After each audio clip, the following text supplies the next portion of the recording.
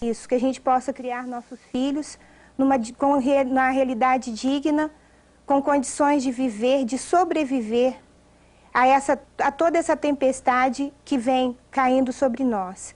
E pedimos a Maria, nesse dia, que nos traga isso tudo, com seu exemplo de vida, com seu exemplo de força, a todas nós mulheres, a todos os homens, pais, mães, e principalmente nesse dia, que a gente possa estar junto com ela, celebrando o Dia das Mães. Quem é mãe com seus filhos, e todos nós temos mãe também com as nossas mães. Que a gente possa trazer para o meio da família, no seio da família, toda essa resistência, todo esse diálogo, tentar conversar, começar na nossa casa, na nossa família, conversar sobre essas coisas, buscar um meio de mudar essa realidade, principalmente com a fé.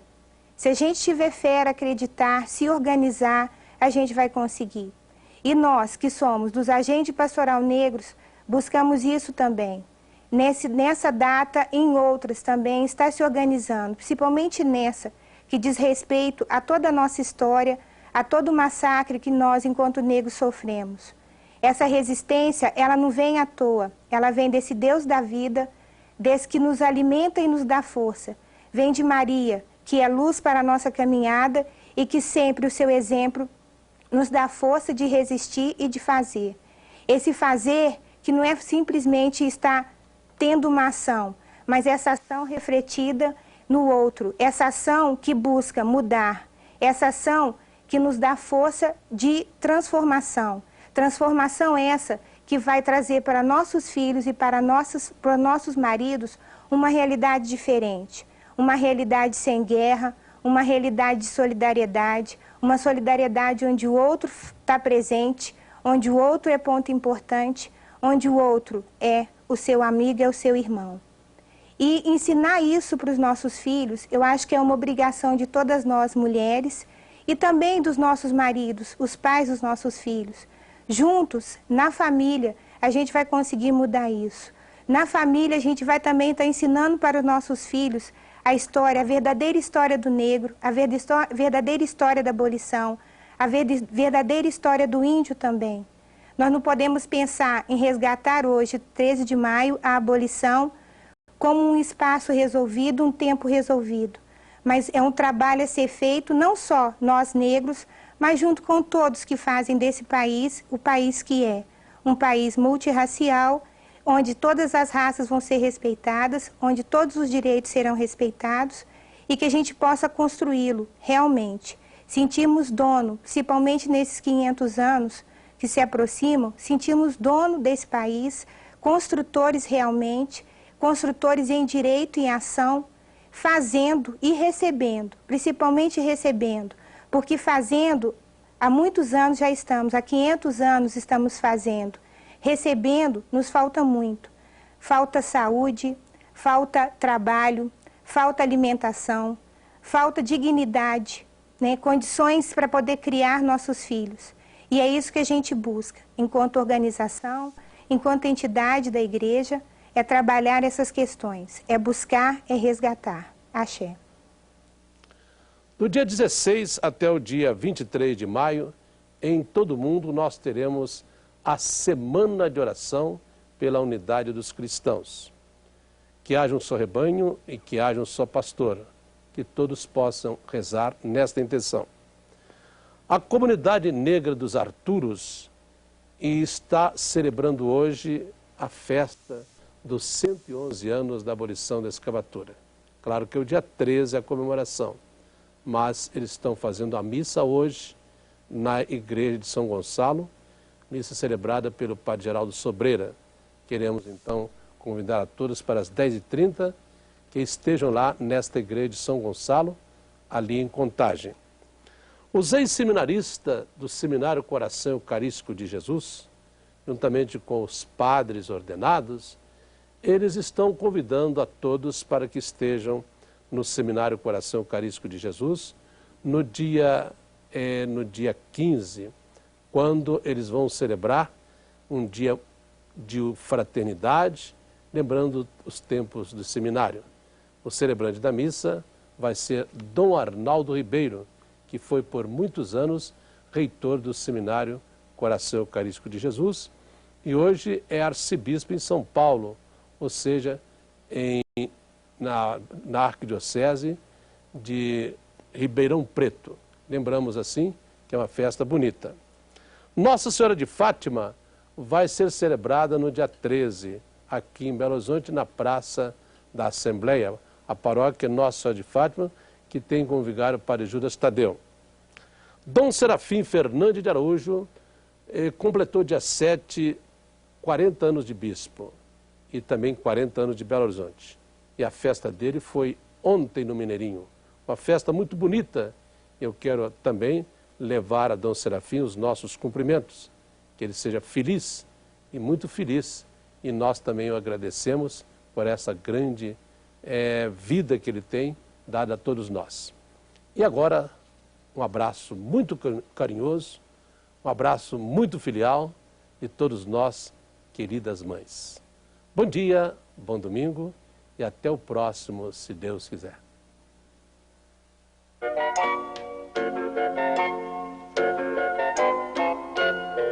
Jubilosos entoemos cantos vivas, aleluias, aleluia, aleluia, aleluia, aleluia. O nosso é um canto de glória ao Deus Senhor da história, que anuncia a vitória da justiça e do amor. Jubilosos entoemos cantos vivas, aleluias, aleluia, aleluia, aleluia, aleluia. O nosso é um canto de vida, a voz do povo acolhida, caminho à paz prometida, aleluia, lá dos céus. Jubilosos entoemos cantos vivas, aleluias, aleluia, aleluia, aleluia, aleluia.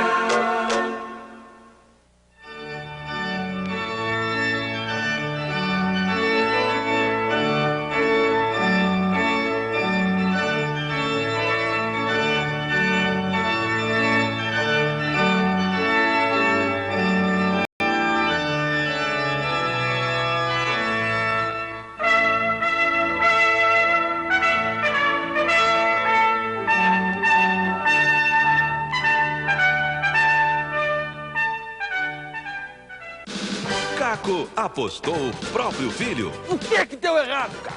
Perdi o menino no jogo. E agora, sai de baixo. Eu vim buscar o bebê e vai passando o moleque pra mim. Seu pai desnatado, faça alguma coisa! Neste domingo, depois do Fantástico, sai de baixo.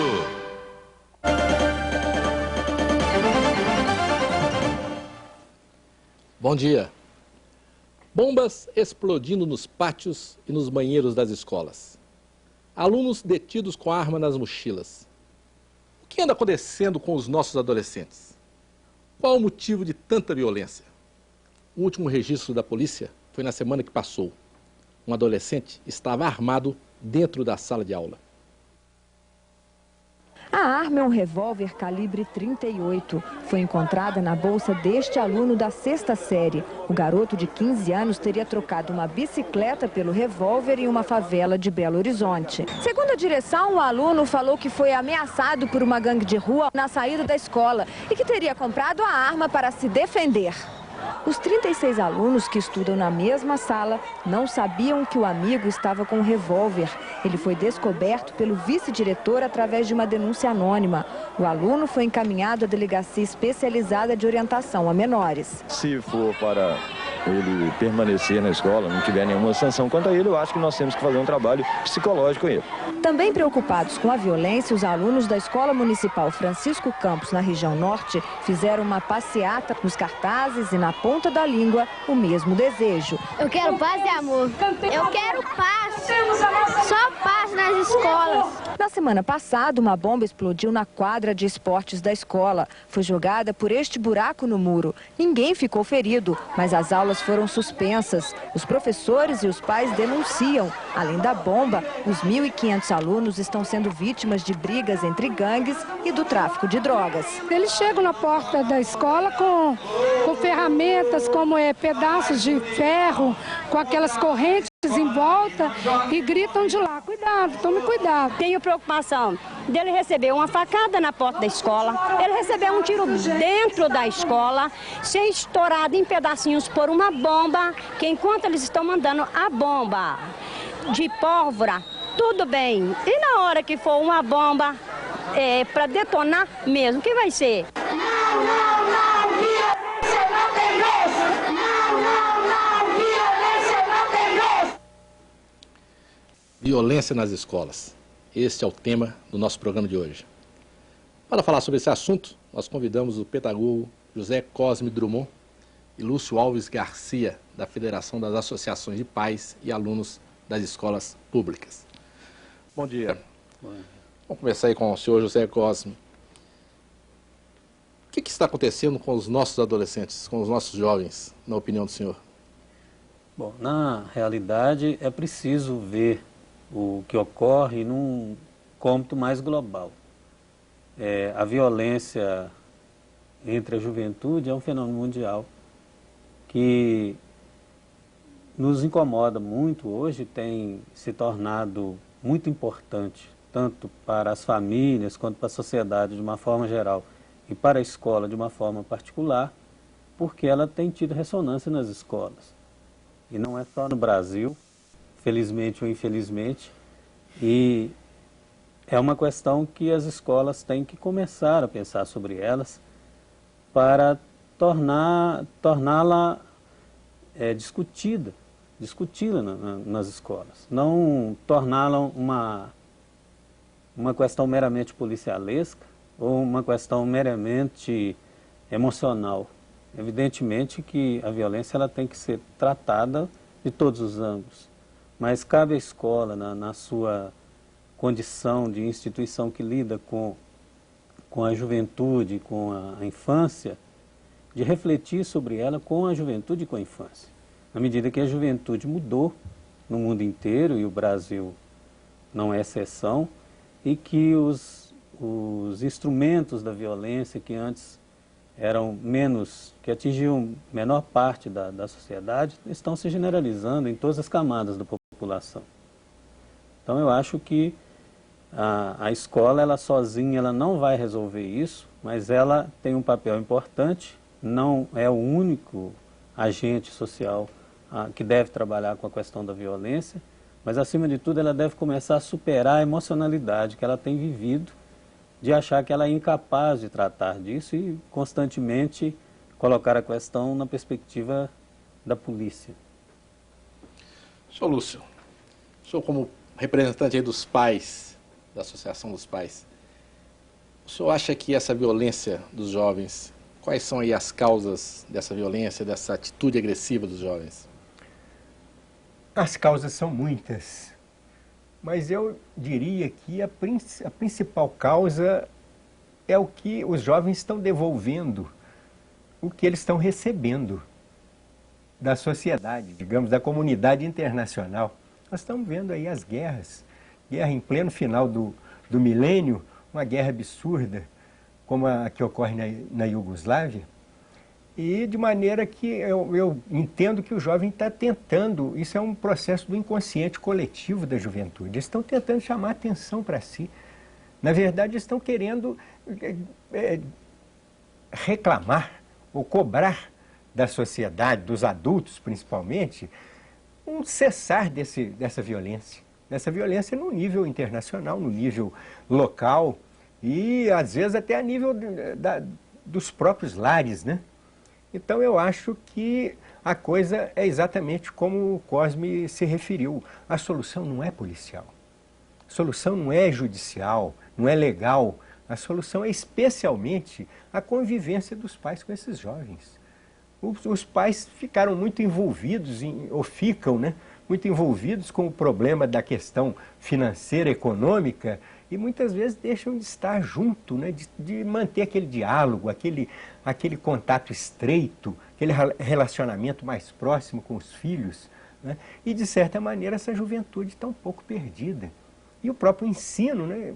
Que nesses últimos anos tem passado por processo, está passando por uma profunda fase de transição, em que o jovem, o estudante, é a principal vítima dessa transição.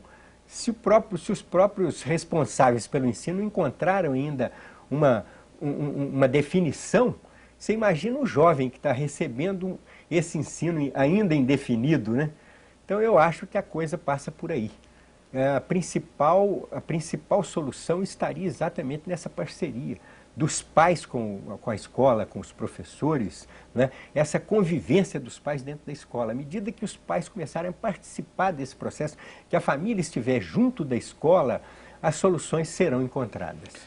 Senhor José Cosme, o que o senhor acha que os jovens estão orientando, ou canalizando essa violência nas escolas?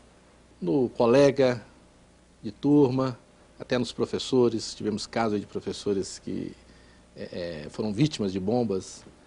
E por que essa canalização na escola? Bom, a bem da verdade, a violência na escola não é de hoje. Ela é bastante antiga. Nós já temos vários e vários trabalhos de, inclusive, educadores importantes, teóricos importantes da educação sobre isso. Houve época, por exemplo, que as crianças e os adolescentes e até moradores depedravam os prédios, e ainda fazem isso, né? Ou agir internamente através da grafitação. Quer dizer, a violência, ela existe na escola a partir da década de 70. Ela claramente aparece. E essa questão está muito vinculada ao fato de que a escola ela se torna uma instituição de massas, absorve toda uma massa de estudantes, e no Brasil, especialmente, uma massa populacional que vai crescendo as cidades, né, sempre com as questões sociais se avolumando, e na medida que isso vai se avolumando, isso vai se refletir na escola, na medida que a escola está dentro da sociedade. É bobagem da gente imaginar que a escola estaria isenta da violência, na medida que a sociedade está permeada de violência por todos os lados.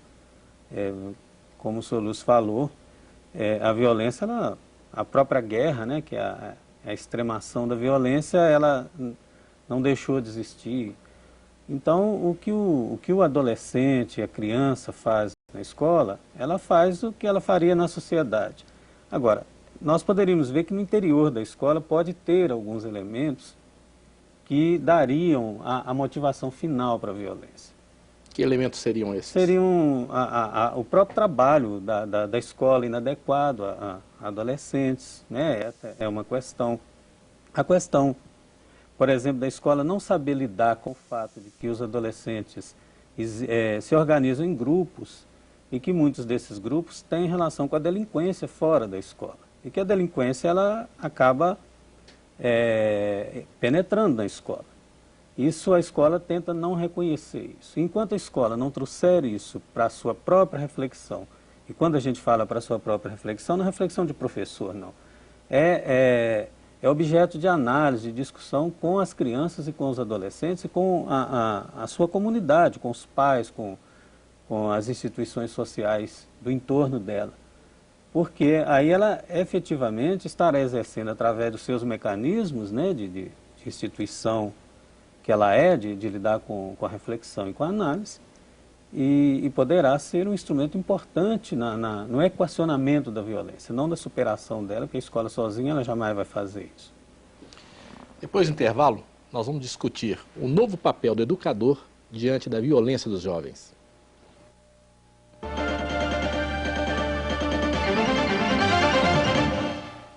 Não é Natal, nem ano bom, nenhum sinal no céu, nenhum Armagedon,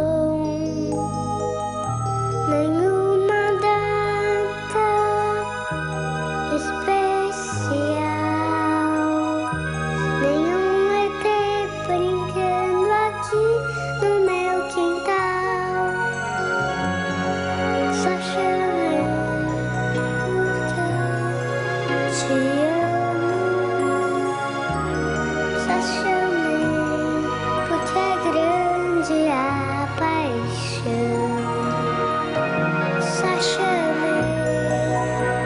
celular da Telemig Celular. Esse fala com o coração. Lá no fundo, do meu coração. Domingo no Fantástico. Denúncia. Cópias perfeitas de armas estão sendo comercializadas nas ruas do Rio de Janeiro. Elas são vendidas para menores infratores e até mesmo estudantes. E em São Paulo, os menores da FEBEM contam como é fácil comprar armas de verdade. Os números comprovam. De cada 10 menores internados, 9 já tiveram envolvimento com armas. Vida de modelo. Nossos repórteres vão a Milão, a capital europeia da moda, para mostrar a dura batalha dos brasileiros que estão em busca de fama nas passarelas internacionais. Domingo, no Fantástico.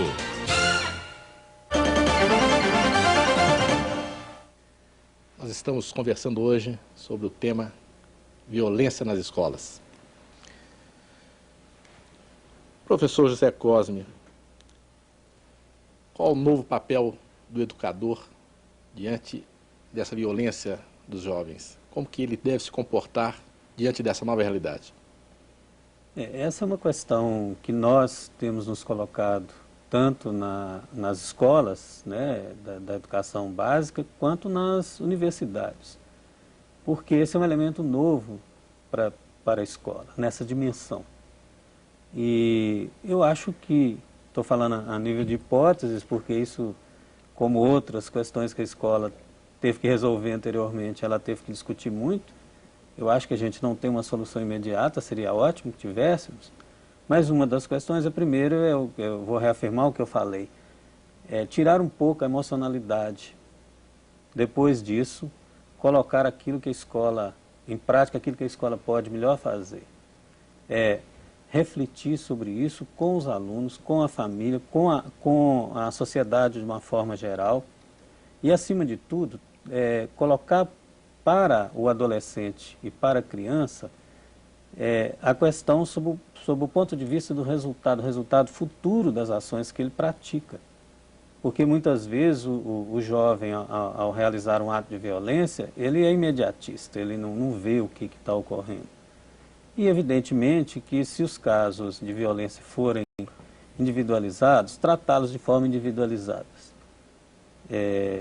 Analisar a criança ou adolescente, se for necessário, tratamento mesmo. E saber entender o que é violência, sob o ponto de vista mais coletivo e sob o ponto de vista individualizado. De repente você pode generalizar um ato de violência que é de uma criança com problema mental, ou no auge do desespero. E a escola terá que trabalhar isso. Eu acho que, acima de tudo, ter calma. Sr. Lúcio, o senhor acha que os pais estão entregando somente para a escola a responsabilidade da educação? Olha, em parte, isso é verdade. Eu participo do colegiado da escola Maestro Villa-Lobos e nós temos feito uma campanha lá para trazer o pai para a escola, trazer a família para a escola. E nós estamos exatamente procurando congregar os pais e fazendo com que eles sensibilizá-los para essa realidade. A família tem que estar cada dia mais presente na escola. A escola deixou de ser um reduto fechado. E o que foi durante muito tempo, o pai ficava do lado de fora e quando era chamado era para resolver pepino, resolver problema criado pelo filho dele. E geralmente era tratado com uma certa, digamos assim, com uma certa restrição, né? Então hoje não, a escola está aberta para a família e a família participa inclusive de certa maneira, da manutenção da escola. O Estado tem estado cada vez mais ausente, né? Financeiramente ele já não consegue mais arcar com toda a despesa da escola. Então o pai também não pode participar somente financeiramente. É preciso que ele comece a preocupar também com a gestão da escola, também com o aspecto pedagógico, né? E é preciso entender um pouco, com essa aproximação, ele passa a entender um pouco mais o filho dele e essa juventude, quer dizer, os colegas dos filhos deles, né? Então eu acho que isso tudo, essa solução virá exatamente à medida que essa parceria se der. Eu defendo muito essa parceria. O senhor acha que tem pai se assustando com o filho que tem? Olha, é possível, mas eu acho que isso não é um fato generalizado. Na verdade, eu ainda considero o que tem havido em termos de violência como fato, de certa maneira, localizado. Eu acho que, principalmente, a mídia tem uma responsabilidade muito grande, né? O estardalhaço que se faz em torno de uma violência numa escola nos Estados Unidos acaba contagiando as nossas. E o jovem é muito de reproduzir o que ele está vendo. E o que, conforme eu já disse anteriormente, ele está reproduzindo em parte a guerra que está aí, assustando a todo mundo, amedrontando, ameaça inclusive de uma terceira guerra mundial, né? Então isso tudo atinge o jovem de uma maneira muito séria e ele começa a responder com os recursos que ele tem.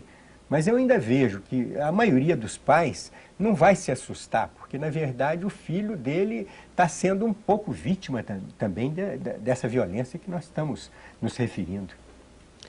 Senhor José Cosme, o senhor acha que a escola está com um peso muito grande nessa educação dos nossos jovens? Bom, a escola, vou falar no Brasil especialmente, ela tem um grande peso porque ela tem que desempenhar papéis muito diversos. Ela tem que formar o trabalhador, ela tem que formar o cidadão, ela tem que discutir, incorporar as questões sociais importantes. E o que ocorre é que a escola ela é uma instituição, na sua organização, bastante conservadora ainda. Ela tem passado, como o senhor Lúcio se referiu no princípio, que nós estamos vivendo uma transição na organização e no funcionamento da escola, que é um grande problema para os educadores. Porque muitos de nós ainda não sabemos onde vamos chegar. E, evidentemente, se a gente tivesse a possibilidade de ficarmos só lá dentro da escola, discutindo isso com os alunos, sem nenhum problema de violência, nenhum problema de droga, nenhum problema racial, nenhum outro tipo de problema que afeta a sociedade e que bate dentro da escola, inevitavelmente, a gente talvez desse conta mais rapidamente. Mas eu acho que a escola ela tem condições, se ela se abrir, se os professores tiverem coragem e disposição, e se evidentemente os governantes tiverem interesse em proporcionar às escolas públicas as condições dela realizar um bom trabalho, que esse é um dos maiores problemas que a escola tem, eu acho que a escola vai dar conta do recado dela, não amanhã, nem daqui a um ano, mas é uma coisa para pelo menos uma década. Eu estou sendo até fazendo uma previsão, coisa que normalmente a gente não faz, em termos de tempo. Mas eu acho que é importante a gente ter esperança e não ter ilusão de que a escola, por algum mecanismo mágico, ela vai resolver isso imediatamente. Não vai. No próximo bloco, nós vamos discutir o que a sociedade precisa fazer para diminuir a violência entre os jovens.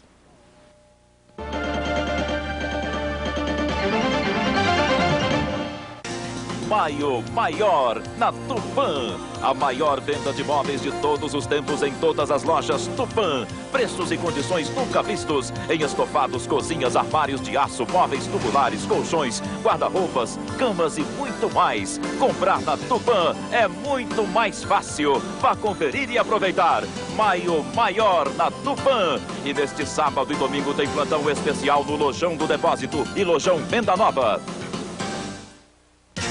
Maio Maior na Tupã. A maior venda de móveis de todos os tempos em todas as lojas Tupã. Preços e condições nunca vistos em estofados, cozinhas, armários de aço, móveis tubulares, colchões, guarda-roupas, camas e muito mais. Comprar na Tupã é muito mais fácil. Vá conferir e aproveitar. Maio Maior na Tupã. E neste sábado e domingo tem plantão especial no Lojão do Depósito e Lojão Venda Nova.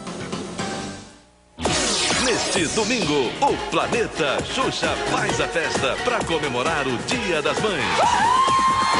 sucessos de Só Pra Contrariar, Araqueto, J Quest, Sandy e Júnior, Banda Beijo, uma entrevista com o tenor Andréia Bocelli e a participação especial das mamães Regina Casé, Isadora Ribeiro e Fafá de Belém.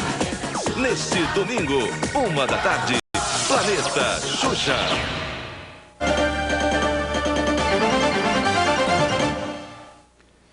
Nós estamos conversando hoje sobre a violência que está tomando conta de algumas escolas em Minas. Senhor José Cosme, o senhor acha que algumas atividades extracurriculares poderiam ajudar a combater essa violência dos jovens dentro das escolas? Se a escola conseguir estabelecer atividades com a comunidade, com pais, com as instituições comunitárias, como igrejas, associações de bairro e outras associações, seria possível desenvolver um trabalho, né, que pudesse, pelo menos, colocar a violência num patamar de análise para todo mundo. Eu acho que é preciso que as pessoas pensem sobre a violência, o significado dela, de uma forma mais, na medida que ela é muito permanente na sociedade e ela atinge a sociedade muito fortemente, ela precisa ser colocada mais fortemente também na análise entre essas instituições. Eu acho que seria muito viável se as escolas públicas se abrissem para realizar trabalhos, lazer, cultura, em fins de semana, que as associações assumissem isso, de forma a canalizar as atividades dos jovens para coisas menos próximas da violência, das organizações de gangues, do tráfico de drogas, que está permeando todos os bairros. Então eu acho que a escola poderia ser esse espaço também, quer dizer, são atividades que ultrapassariam o seu trabalho. Senhor Lúcio, seria uma sugestão para as associações trabalhar no sentido que as escolas abrindo suas portas para a comunidade, né? E eu poderia testemunhar que a Escola Estadual Maestro Villa-Lobos já tomou essa iniciativa através da nossa associação de pais presente lá na escola. E as outras escolas, como que está? Olha, eu tive há poucos dias visitando uma escola, Geraldo Pereira da Costa, em Venda Nova, e fiquei impressionado com o trabalho e com a organização da comunidade escolar ali. Pais, alunos, professores, todo mundo de mãos dadas ali, trabalhando exatamente. Inclusive eu fui participar de um encontro sobre violência na escola. Eu fiquei impressionado com a participação não só de pais como de alunos e o interesse dos professores e da direção da escola. Todo mundo empenhado no objetivo de buscar soluções. O senhor acha que a Polícia Militar ela está cumprindo o seu papel para poder combater a violência? Olha, eu vejo assim com muita reserva esse trabalho. Eu diria o seguinte, eu admiro muito o trabalho da Polícia Militar Mineira porque ela faz várias campanhas educativas. Enquanto campanha educativa, eu acredito que ela teria um papel muito importante a desempenhar. Como policiamento propriamente, eu acho que a presença policial é muito importante nas escolas, mas ela não seria a solução para evitar a violência e nem para sanar a violência. Mais do que isso, poderia haver um somatório com o trabalho da Polícia Militar, exatamente nessas atividades extracurriculares. Eu acho que essa é a grande solução e que já, de certa maneira, nós lá já temos um programa para isso, inclusive de trazer atividades que possam ser participadas por professores, alunos, pais e trazendo pessoas que possam fazer palestras, que possam fazer oficinas, que façam, aliás, e já têm sido feitas. Eu já posso falar até no presente e no passado. Nós já temos feito essas experiências. E isso aglutina muito, isso une muito o pessoal e traz um calor completamente diferente dessa frieza que é geradora de violência.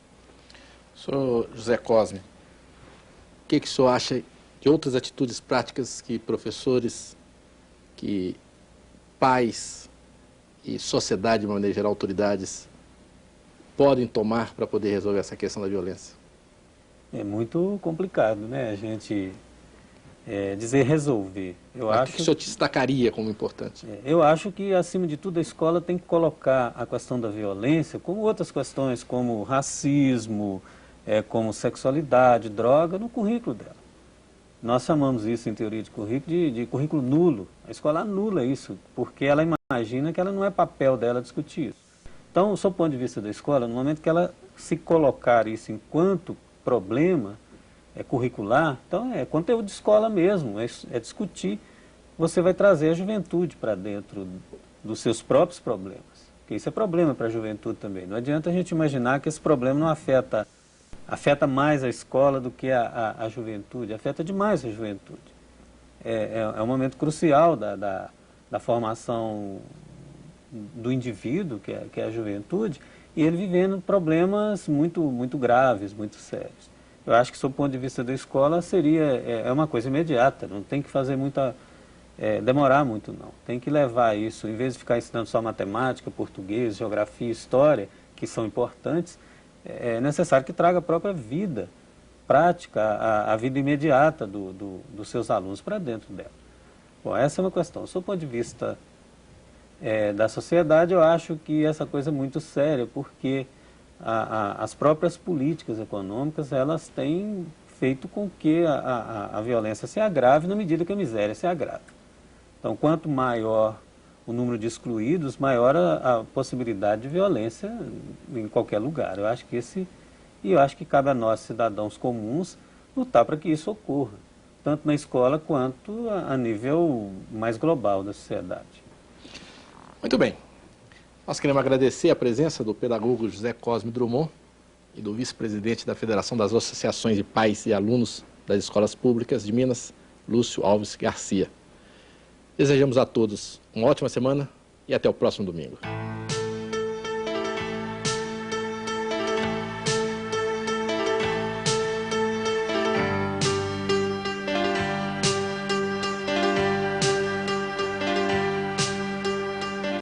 Neste domingo, meio-dia, Renato Aragão aprontando todas em A Turma do Didi. 12:30, música e muita animação com Sandy e Júnior. 1h, a alegria invade o planeta Xuxa. 4:15, Chitãozinho e Chororó, Leonardo e Zezé de Camargo e Luciano, juntos em Amigos e Amigos. E às 15:05, Fausto Silva e as atrações